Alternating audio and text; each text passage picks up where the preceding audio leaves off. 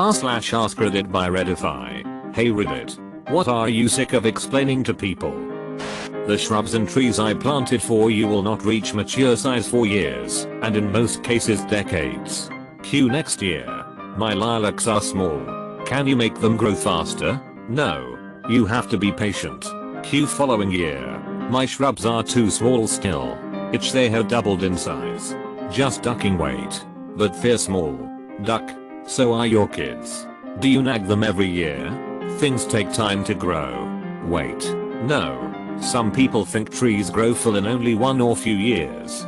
Very few people think in scale when it comes to time. My family owns a pecan orchard, so I can actually look at trees that my grandfather planted and realize that's 2 decades of careful cultivation right there. Most people don't get that. Now on the other side of the spectrum, here I'm complaining about the tree outside my house grows too fucking fast and it's all over the place. 2 weeks ago we pretty much butchered it, and today the damned thing looks green all over the place again. It's like has mocking me. Plants grow on hatred. Why do you think it's hard to cultivate a garden, but very easy to be overgrown with plants? And Monsanto Foods. They're run by the devil, so that obviously helps their corn crops. Edit. Confuse the company run by Satan with my arsehole physics professor. You can understand the confusion. You mean Monsanto? Monsanto is a foothill in North Alabama. I don't see in black and white. I just get certain shades of red and green confused. I have 2 employees. Last week, I assigned one to sort near pixels by color. I assigned the other to fix a backwards code. We were 5 minutes into the tasks and I realized I needed to switch them because the colorblind one was putting all the red and green near pixels in the same pile and the dyslexic one couldn't figure out which segments of the code. Most certainly my biggest management fail so far, as I knew both of them had these conditions. They worked confused. They worked perplexed. They worked bewildered, dazed, and vexed. They worked deceived and much misled. The boss is such a dick. They said, I love your poems, especially the humorous ones. You can't pause an online game. Mom, I can't eat now. I'm online. Then turn the online off. Edit. My most upvoted comment is a quote my mom used to say to me all the time. Thanks mom. I can't save in the middle of a raid. Then save now.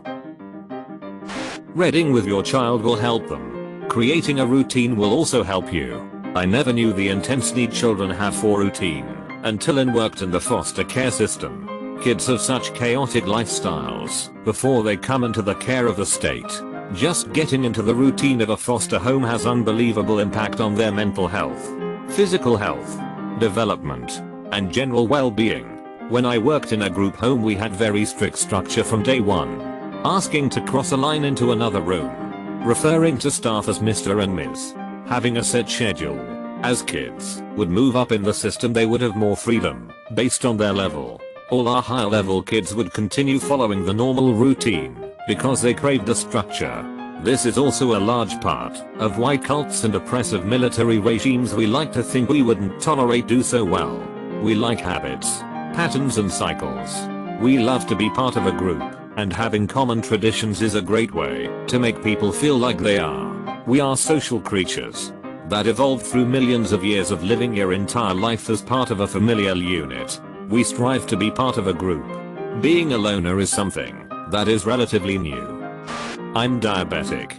Why yes, I can eat whatever I'm eating. Because funnily enough me having the disease for over 23 years kinda makes me know more than you about it. Got. Yes. I fucking hate it when people ask if I can eat something. I wouldn't be fucking eating it if I couldn't eat it. Edit. I should clarify that I meant while I'm in the middle of already eating something and someone comes over and asks if I can eat it, I would troll people. No. I'm only eating it so I can black out and avoid any more stupid questions. Oh fuck. I forgot. I'll be dead in 5 minutes. Here, call my mom. Tell her I love her. I don't know anything about teeth. Literally nothing. I start dental school in 3 weeks. Start. And even then I won't know jack all about teeth for another 9 months while I study histology and biochom and whatnot. Ever since I was an undergrad I'd have family pull me aside and say I've got this tooth here. And I'm just like, sorry about your toothache. That sucks. Go to your dentist. If you need any help with a freaking electron dot diagram for magnesium, then hit me up, cause my bachelor's in chemistry didn't give me any tooth knowledge. I relate to this way too much. I'm premed, and the sheer number of times people would ask me to look at something or tell me their symptoms and expect me to be able to do something about it is ridiculous.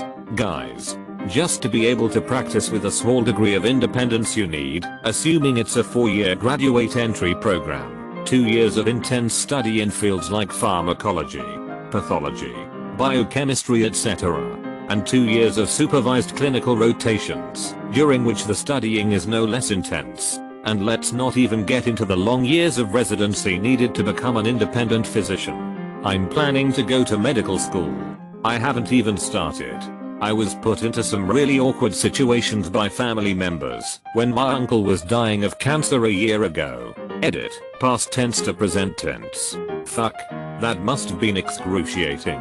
Oh, it wasn't fun. But honestly, as much as I just ranted about it, I do understand that, in regards to the situation with my uncle, they were scared. So was I, especially when we didn't fully understand what was going on. They were grasping at straws, which is what humans tend to do when faced with the loss of a loved one. So yeah, shitty situation. But it's also a learning experience, and I think it'll help me when having my loved one has inoperable brain cancer. Why aren't you doing something about it? Conversation with patients' families in the future.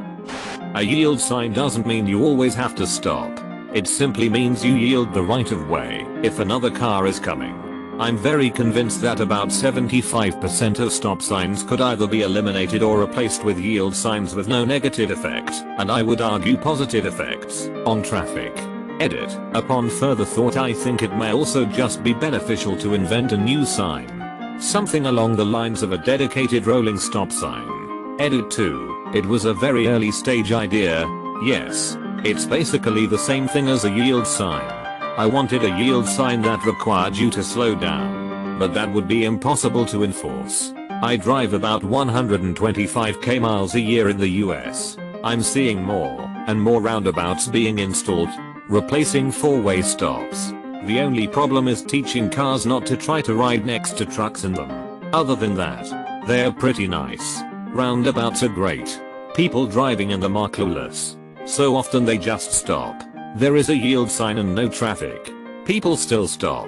It's insane. My favorite is when someone goes the wrong way into the roundabout because they see the exit they want and just go straight for it. That sounds terrifying. I'm thin at 40 because I eat healthy and work out constantly. Everyone insists I must lead a nice life because I've been blessed with high metabolism. Nope. It's turning down the free grub in the break room and quitting booze that did it. Dude, I maintain a good weight by eating healthy-ish and being active. And I'm constantly hungry. Getting there from obese was the most mentally trying experience of my life because my body told me I was starving it to death every day. So, you might be blessed, not with a higher metabolism, but with a functioning lipostat. Most people I know who have never been overweight may eat fairly healthy, but they also say they feel full and sleepy from a burger. Not how about another. Edit, shout out to r/fitness and r/keto. Don't make up your own diet from scratch, people. Most common wisdom is really wrong. Go read up. Those are some excellent resources and they have helped me immensely. People don't realize how fucking hungry I am all the time. I struggled with weight all my life until my mid-20s, when I got very serious about it, and now I'm pretty fit and skinny by all metrics. However, it is a struggle every single fucking day, and sometimes the hunger pains keep me up at night. Juxtapose that with the fact that some people forget to eat. I have to plan my meals for the week or I will overeat, with no exceptions. That's crazy to me. I've been thin all my life, and there are very many days I forget to eat. I can get by very comfortably with one meal a day. I have two sides if I'm bored. Working at home all day in one place, I can eat like there's no tomorrow. But if I'm busy and around others, eating seems like such a hassle to me, and I can go all day on coffee. How roundabouts actually work. OMG. First gilded comment. Thank you, thank you. Hey, I can't figure it out, so I just twist the throttle and fly straight through the island. Flawless. That has happened to the roundabout in front of the local Walmart more times that I can count. Signs in the center are flattened regularly. How the fuck? I suspect the elderly. I mean, it is Walmart. That doctors are not hiding the cure for cancer in order to make money off of patients. An absurd amount of people insist this is true to me. Do rich and powerful people die of cancer? Like Steve Jobs? If the answer is yes, there is no magical drug. To be fair, Steve Jobs died because he was stupid, not because his doctors couldn't save him. Yeah, as smart as that guy was, he was a goddamn moron about some things. That's because there's not often a large amount of developed raw intelligence in a matured person. Dr. Carson thought that the pyramids were used to store grain. He is also one of the most accomplished and trusted surgeons in the world. No one can be perfect, and that makes the world spin. Edit, change no such thing to not often. Mature. There is such a thing as raw intelligence, but few people apply it to all aspects of their lives. I didn't forget who you are. I just can't remember your face. Or anyone else's. Edit, holy crap. How is this the top comment? A bunch of people asked questions, so I'm just going to try to explain it here. It's legit face blindness, prosopagnosia. Not just bad with faces. It's not severe to the point of not being able to recognize members of my immediate family or anything. But I struggle when it comes to people at work, who I don't see every day.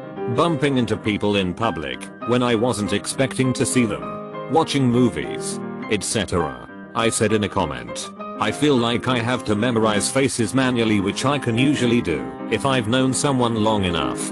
I mostly rely on voices, mannerisms, context and expressions.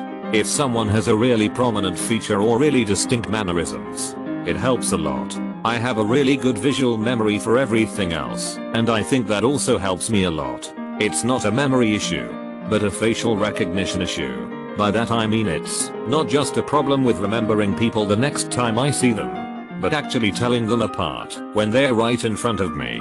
If you showed me two side-by-side photos of the same stranger, but with different clothes and hair, I wouldn't be able to tell they were the same person. When I'm watching a movie and there are two similar looking characters, it takes me a long time to figure out who is who. And I'm constantly asking which one is that, which makes it really annoying to watch a movie with me. Some examples.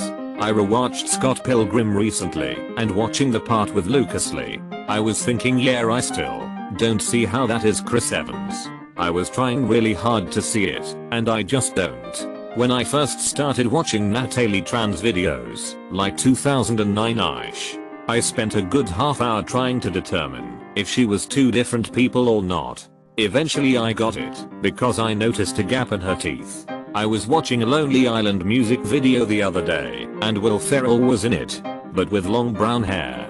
I asked who he was, because I thought he looked familiar. I really like Will Ferrell, and had just watched Stranger Than Fiction the day before. If I had had the added context of his voice and normal mannerisms, I would have recognized him instantly. But with just his face, nope. I don't know how the duck people can tell that Tom Hardy is in a movie. He looks like a different person every single time. I'm the opposite. I remember faces but not names. This happens regularly. Hey, I went to college with that guy.